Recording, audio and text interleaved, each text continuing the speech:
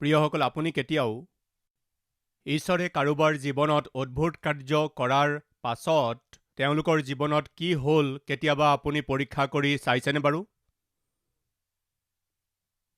মনোযোগেৰে পৰীক্ষা কৰি চাইছেনে? আজি আমি পৰীক্ষা কৰি চাম আমাৰ জীৱনত প্ৰকৃত বন্ধু কোন সেই কথা বাহিৰত প্ৰকাশ পাবলৈ হ'লে আমাৰ জীৱনত কষ্ট আহিব লাগিব।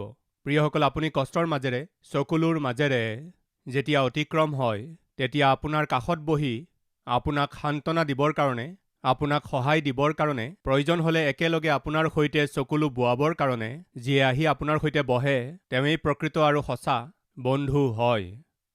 আপোনাৰ জীৱনত আপোনাৰ শত্ৰু কোন সেই কথা জানিব বিচাৰেনে? সেয়া কেতিয়া প্ৰকাশ হয় জানেনে? যেতিয়া আপুনি সফলতা পায় তেতিয়া আপোনাৰ শত্ৰু প্ৰকাশ পাব।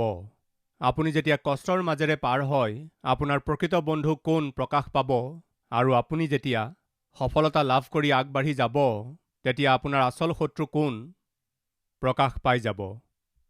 সেই সময়লৈকে বন্ধুৰ নিচিনা হৈ থাকিব। সেই সময়লৈকে আপোনাৰ প্ৰশংসক হ'ব পাৰে। সেই সময়লৈকে আপোনাৰ শুভাকাংক্ষী হৈ থাকিব পাৰে।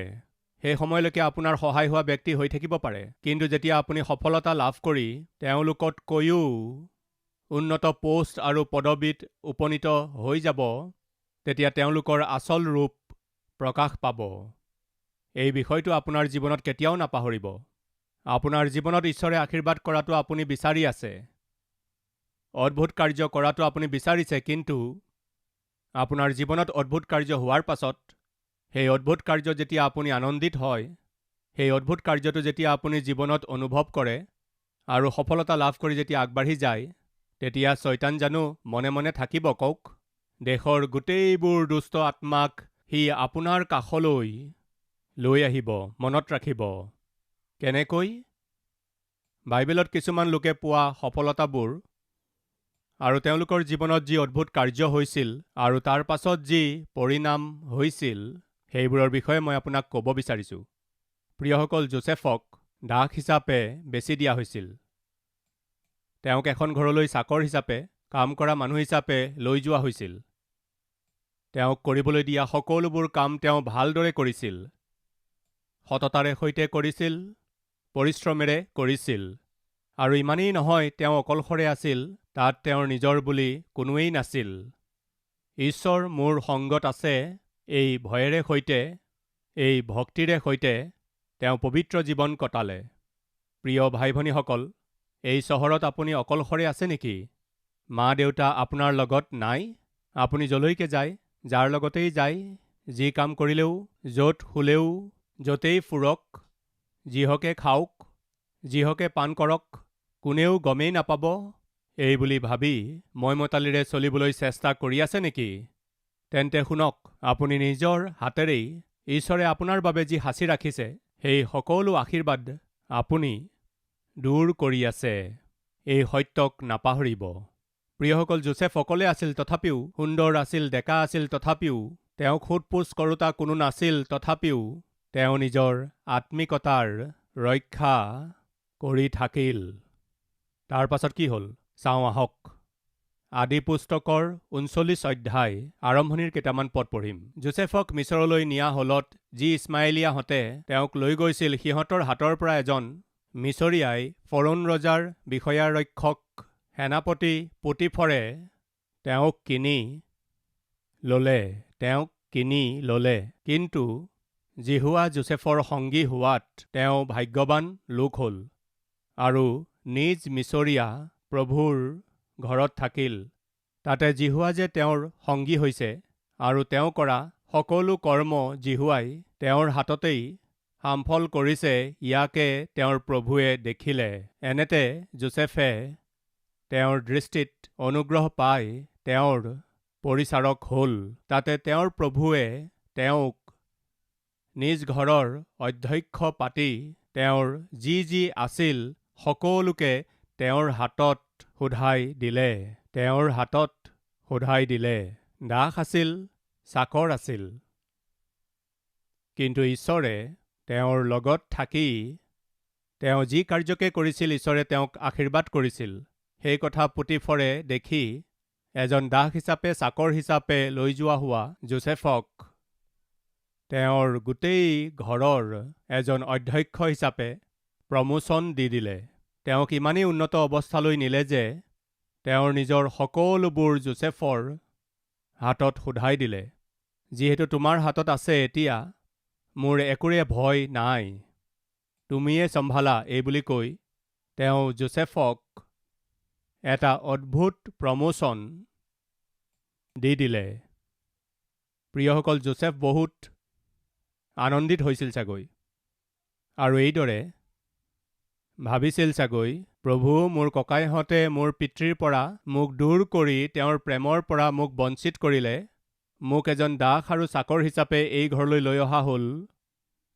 মোৰ নিজৰ বুলিবলৈ কোনো নথকাতো, মোৰ যত্ন লোৱা কোনো মানুহ নথকা সত্ত্বেও আপুনি মোক আজি এই গোটেই ঘৰখনৰ ওপৰত এজন অধ্যক্ষ হিচাপে, এজন শাসনকৰ্তা হিচাপে আপুনি মোক কিমান যে অদ্ভুত ৰূপে আশীৰ্বাদ কৰিলে পিতৃ। এইদৰে যেতিয়া যোচেফে ভাবি ভাবি আনন্দিত হৈ আছিল আৰু যেতিয়া যোচেফে নিজৰ জীৱনত সেই অদ্ভুত কাৰ্য অনুভৱ কৰি আছিল, তেতিয়া আচৰিত কাৰ্য তেওঁ যেতিয়া অনুভৱ কৰি আছিল, এক উন্নতি যেতিয়া আনন্দেৰে অনুভৱ কৰি আছিল, তেতিয়া শয়তানে কি কৰিলে জানেনে? এটা ষড়যন্ত্ৰ কৰিলে। প্ৰথম, তেওঁৰ উন্নতিৰ আধাৰ হৈছে তেওঁৰ পবিত্ৰতা। তেওঁ ভাবিলে তেওঁৰ পবিত্ৰতা দূৰ কৰিলে তেওঁৰ আশীৰ্বাদবোৰো তেওঁৰ পৰা দূৰ হৈ যাব। সেইকাৰণে প্ৰিয়সকল, শয়তানে কি কৰিছিল জানেনে? যোচেফৰ পবিত্ৰতাৰ ওপৰত আক্ৰমণ কৰিলে। শুনি আছেনে ডেকাসকল, ডেকা ভাই ভনীসকল? আপুনি যেতিয়া নিজৰ জীৱনত উন্নতিৰ ফালে আগবাঢ়ি গৈ থাকে আৰু আপুনি যেতিয়া ঈশ্বৰৰ অদ্ভুত কাৰ্য, আচৰিত কাৰ্য জীৱনত অনুভৱ কৰিবলৈ ধৰে, যদি তাৰ কাৰণ আপোনাৰ আত্মিকতা আৰু পবিত্ৰতা হয়, তেতিয়া শয়তানে কিহৰ ওপৰত আক্ৰমণ কৰে জানেনে? আপোনাৰ পবিত্ৰতাৰ ওপৰত, সততাৰ ওপৰত, ধাৰ্মিকতাৰ ওপৰত আক্ৰমণ কৰে। আপোনাৰ চৰিত্ৰ নষ্ট কৰিবলৈ চেষ্টা কৰে, আপোনাৰ সাক্ষ্য নষ্ট কৰিবলৈ চেষ্টা কৰে। সাৱধান, হয়তো শয়তানে আপোনাৰ জীৱনত ইয়াক আৰম্ভ কৰি দিলেই। শুনক, যদি আপুনি ধন সম্পত্তি হেৰুৱালে আকৌ উপাৰ্জন কৰিব পাৰিব। পৰিয়ালটো হেৰুৱালে কিবা নহয় কিবা হানি হ'ব। কিন্তু চৰিত্ৰ যদি হনন হয়, তেন্তে সকলোবোৰ হেৰুৱাই পেলাব। প্ৰিয়সকল, এই বিষয়টো নাপাহৰিব। প্ৰিয়সকল, শয়তানে সেই সময়ত যোচেফৰ কেৰেক্টাৰৰ ওপৰত আক্ৰমণ কৰিলে। প্ৰিয়সকল, তেতিয়া যোচেফে ভাবিলে, মই নিজৰ চাকৰিটো হেৰুৱাই দিম, কিন্তু মই নিজৰ চৰিত্ৰটো কোনোপধ্যে নেহেৰুৱাওঁ। নিশ্চিতৰূপে এই সিদ্ধান্ত তেওঁ ল'লে। লাগিলে মই নিজৰ উপাৰ্জনকেই হেৰুৱাম, লাগিলে মই নিজৰ সুখ সুবিধাবিলাককেই হেৰুৱাই দিম, কিন্তু নিজৰ কেৰেক্টাৰটো নেহেৰুৱাওঁ। আজি যি আত্মিকতাৰ কাৰণে মই নিজৰ জীৱনত আশীৰ্বাদবোৰ অনুভৱ কৰি আছোঁ, সেই আত্মিকতাক মই নেহেৰুৱাম। মই নিজৰ সেই পবিত্ৰতাক নেহেৰুৱাওঁ, যাৰ কাৰণে ঈশ্বৰে মোক আজি আশীৰ্বাদ কৰিছে। যিদিনা মই তাক হেৰুৱাম, ঈশ্বৰৰ উপস্থিতিক হেৰুৱাম, ঈশ্বৰৰ আশীৰ্বাদবোৰ হেৰুৱাম, মই তাক নেহেৰুৱাম, এই বুলি নিশ্চিতৰূপে নিৰ্ণয় কৰিলে। তাৰ পাছত কি হ'ল? পটিফৰ নিজৰ ঘৰলৈ আহিল। তেতিয়া তেওঁৰ পত্নীয়ে ক'বলৈ ধৰিলে, সেই ইব্ৰিয়া দাসজনক ঘৰত আনি থলে। সি কি কৰিলে জানেনে? কি কৰিলে? মোক অপমানিত কৰিলে। এই ঘৰৰ গৰাকীৰ পত্নী যি মই, সি মোৰ সৈতেই কুকৰ্ম কৰিলে। এই কথা শুনাৰ লগে লগে পটিফৰে যোচেফক বন্দীশালত সুমুৱাই থলে। উন্নতি লাভ কৰাৰ পাছত অদ্ভুত কাৰ্য যেতিয়া অনুভৱ কৰি আছিল, সেই সময়ত যিটো তেওঁ কেতিয়াও ভবা নাছিল, তেনেকুৱা এক বিপদ আহি পালে। যোচেফে কল্পনাও কৰিব নোৱাৰা সময়ত তেওঁৰ ওপৰত বিপদ আহিল। যি বিপদ আহিল, যি সংকটত পৰিল, সেয়াই যোচেফৰ জীৱনলৈ কি আনিলে জানেনে? অপমান লৈ আহিল। কেনেকৈ জানেনে? তেওঁক লৈ গৈ বন্দীশালত সুমুৱাই থোৱা হ'ল। প্ৰিয়সকল, কি দোষত জেলত সুমুৱাই থলে? যিজন গৰাকীয়ে তেওঁক চাকৰি দিছিল তেওঁৰেই পত্নীক তেওঁ অপমানিত কৰিলে, এই দোষত দোষী কৰি। কিমান যে অপমানজনক! এই অপমানৰ, এই নিন্দাৰ, এই বিপদৰ মই সুধিছোঁ কাৰণ কওকচোন। তেওঁ লাভ কৰা অদ্ভুত কাৰ্য আৰু উন্নতি আছিল। আছে নেকি আজি এইদৰে কোৱা কোনো লোক? মোৰ চাকৰিটো যোৱাৰ কাৰণ হৈছে মই তেওঁৰ অধীন নহ'লোঁ। মই প্ৰমোচন নোপোৱাৰ কাৰণটো হৈছে তেওঁৰ ইচ্ছা মই পালন নকৰিলোঁ। আজি মোৰ দৰমহা বৃদ্ধি নোহোৱাৰ কাৰণ হৈছে মই তেওঁলোকৰ ইচ্ছা অনুসৰি নচলিলোঁ। এইদৰে আমাৰ মাজত কোনোবাই কৈ আছে নেকি? প্ৰিয় ভাই, প্ৰিয় ভনী, আপুনি সঁচাকৈয়ে বহুত অদ্ভুত নিৰ্ণয় ল'লে। কিয় জানেনে? আপুনি নিজৰ চাকৰি হেৰুৱাবলৈ, আপুনি নিজৰ উপাৰ্জন হেৰুৱাবলৈ, আপুনি নিজৰ আমদানি হেৰুৱাবলৈ প্ৰস্তুত হ'ল, কিন্তু আপুনি ঈশ্বৰৰ সৈতে থকা আপোনাৰ সম্বন্ধক হেৰুৱাবলৈ পচন্দ নকৰিলে। ঈশ্বৰে যি পবিত্ৰতা আপোনাক দিছে তাক হেৰুৱাবলৈ ভাল নাপালে। ঈশ্বৰে দিয়া সাক্ষ্যক আপুনি হেৰুৱাবলৈ ভাল নাপালে। প্ৰিয়সকল, আজি আপুনি অকলে এই পথেৰে পাৰ হৈ থকা নাই। আপোনাৰ পূৰ্বে, আমাৰ আগতে যোচেফ এই পথেৰেই পাৰ হ'ল। আজি এই কথাবোৰ শুনি থকা ভাই আৰু ভনী, মই আপোনালোকক ভয় খুৱাবলৈ চেষ্টা কৰা নাই। সত্যক জানিবলৈ চেষ্টা কৰক বুলিহে কৈছোঁ। যেতিয়া আমি সফলতা লাভ কৰোঁ, যেতিয়া আমি আশীৰ্বাদৰ অনুভৱ কৰোঁ, যেতিয়া আমি উন্নতি লাভ কৰোঁ, যেতিয়া আমি জীৱনত অদ্ভুত কাৰ্য দেখিবলৈ পাওঁ, অতি সাৱধানতাৰে সৈতে জাগৃত হৈ থাকিব লাগে। প্ৰিয়সকল, যোচেফে যেতিয়া নিজৰ জীৱনত অদ্ভুত কাৰ্য আৰু আশীৰ্বাদ পালে, তেতিয়া ছয়তান আৰু ছয়তানৰ লোকে তাক দেখি সহিব নোৱাৰিলে আৰু অপমান, অন্যায়, বিপদবোৰ যোচেফৰ জীৱনলৈ তেওঁলোকে যেতিয়া আনি পেলাই দিলে, তেতিয়া ঈশ্বৰ মনে মনে আছিলনে? প্ৰিয়সকল, তেন্তে কি কৰিলে? বন্দীশালত পৰি থকা যোচেফক উলিয়াই আনি মিছৰ দেশৰ সিংহাসনৰ ওপৰত বহুৱালে। ক'ত বহুৱালে? প্ৰধানমন্ত্ৰীৰ সিংহাসনৰ ওপৰত। জিহুৱাৰ দৃষ্টি গোটেই ভূমণ্ডলত এনেদৰে ঘূৰি ফুৰে যে যাৰ মন তেওঁৰ প্ৰতি অকপট হৈ থাকে তেওঁক সহায় কৰি তেওঁ যাতে সামৰ্থ্য দেখুৱায়। যোচেফৰ মহানতা কি আছিল জানেনে? চাকৰি গুচি গ'ল, আমদানি নোহোৱা হ'ল, এতিয়া তেওঁৰ জীৱন সম্পূৰ্ণৰূপে নষ্ট হ'ল, চেদেলি ভেদেলি হৈ গ'ল, অৱশেষত বন্দীশালত পেলাই থোৱা হ'ল। যোচেফে কান্দিছিল বুলি ভাবিছে নেকি? যোচেফ নিৰাশ হৈছিল বুলি ভাবিছে নেকি? যোচেফ হতাশ হৈছিল বুলি ভাবিছে নেকি? কি প্ৰভু, আপুনি এইদৰে কিয় কৰিলে প্ৰভু? আপুনিয়ে চাকৰি দিলে আৰু আপুনিয়ে লৈ ল'লে। ধাৰ্মিকতাৰে চলিলোঁ, পবিত্ৰতাৰে চলিলোঁ, সেইকাৰণেইতো মোৰ চাকৰিটো গুচি গ'ল। ছয়তানে কৈয়েই আছিল, তাইৰ সৈতে তুমি পাপ কৰিব পাৰিলাহেঁতেন, কৰা হ'লেই ভাল আছিল, এইবুলি কৈছিল বুলি ভাবিছে নেকি? নহয় প্ৰিয়সকল, বাইবেলত কি লিখা আছে? যোচেফ বন্দীশালত থকা স্বত্তেও জিহুৱা যোচেফৰ লগত আছিল। পঢ়িম আহক। তোমাৰ বন্দীয়ে মোলৈ এই ব্যৱহাৰ কৰিছে বুলি তেওঁৰ তিৰোতাই তেওঁক কোৱা কথাবোৰ শুনিলত যোচেফৰ প্ৰভু ক্ৰোধান্বিত হ'ল। তাতে যোচেফৰ প্ৰভুৱে তেওঁক ধৰি নি যি বন্দীশালত ৰজাৰ বন্দীবোৰ ৰাখে, সেই বন্দীশালত তেওঁক বন্ধ কৰি থলে। কোনে? পটিফৰে। এইদৰে তেওঁ বন্দীশালতে থাকিল। কিন্তু জিহুৱাই যোচেফৰ সংগী হৈ তেওঁলৈ দয়া কৰি তেওঁক বন্দীশালৰ অধ্যক্ষৰ অনুগ্ৰহপ্ৰাপ্ত কৰিলে। ক'ত? কওকচোন প্ৰিয়সকল। বন্দীশালত সুমুৱাই থৈ, অন্ধকূপত সুমুৱাই থোৱাত প্ৰভু, পবিত্ৰতাৰে চলিলোঁ, তাৰ ফলত মোক বন্দীশালত কিয় সুমুৱাই থলে? এতিয়া মোৰ অৱস্থা কিয় এনে হ'ল? ঈশ্বৰে কাষতে বহি, মই আছোঁ নহয় তোমাৰ লগত। কি কৈছে? মই তোমাৰ লগত আছোঁ নহয়, চিন্তা নকৰিবা। ক'ত লগত আছিল? ক'ত আছিল?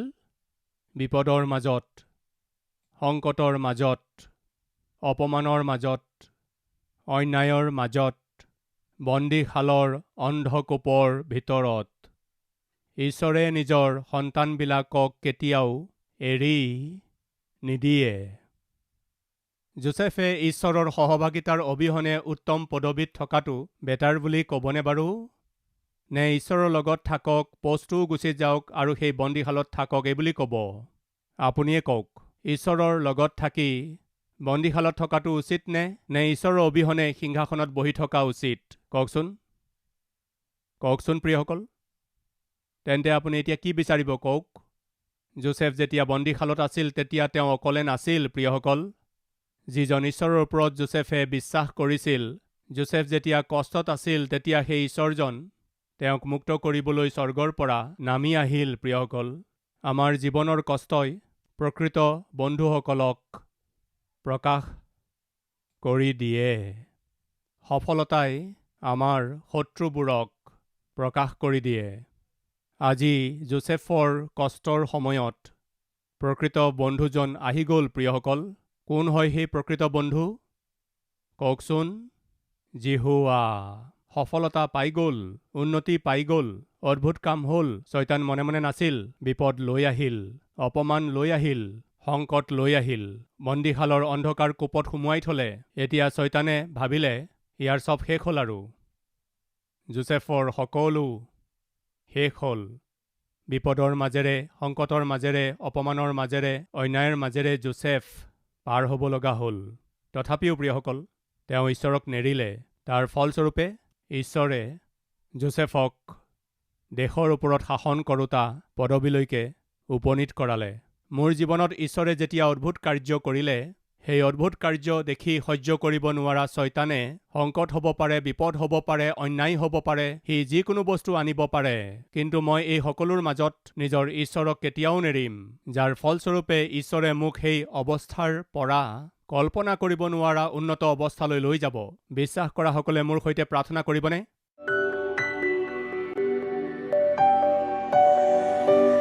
পবিত্ৰ পিতৃ ঈশ্বৰ, আমাৰ জীৱনত আমি যিমানেই দিন অৱস্থাত নাথাকোঁ কিয়, ধাৰ্মিকতা আৰু সিদ্ধতাৰে চলিলে আমাক শক্তিশালী কৰি, আমাৰ অৱস্থা সলনি কৰি এক উত্তম অৱস্থালৈ লৈ গৈ আপোনাৰ নাম মহিমান্বিত কৰা মহান ঈশ্বৰ পিতৃ, আপোনাক আমি ধন্যবাদ স্তুতি কৰিছোঁ। আমি নিজৰ জীৱনত উন্নতি কৰিলে শয়তানে তাক দেখি সহ্য কৰিব নোৱাৰে। যোচেফক পাপত পেলাবলৈ সেই পাপী মহিলাগৰাকীক উচতালে। দায়ুদৰ ক্ষেত্ৰত পাপৰ অধীন হোৱা চৌলক উচতালে। ছদ্ৰক, মৈশক, অবেদনগোৰ ক্ষেত্ৰত নবুখদনেছৰ নামৰ ৰজাজনক উচতালে।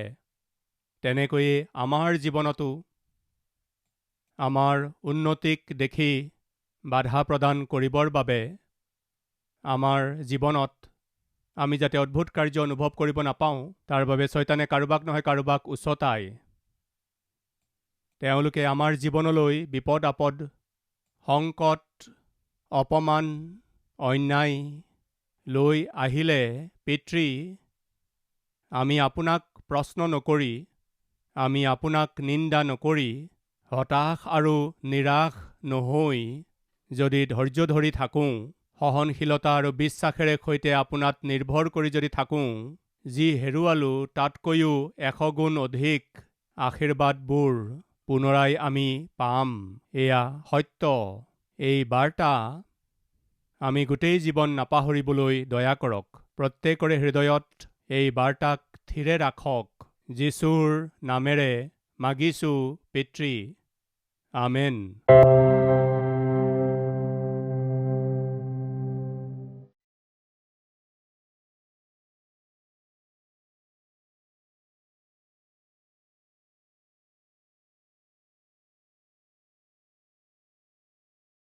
আমাৰ ঠিকনা কালবাৰী, পোষ্টবক্স নম্বৰ 30, কুকটপল্লী, হায়দৰাবাদ 72।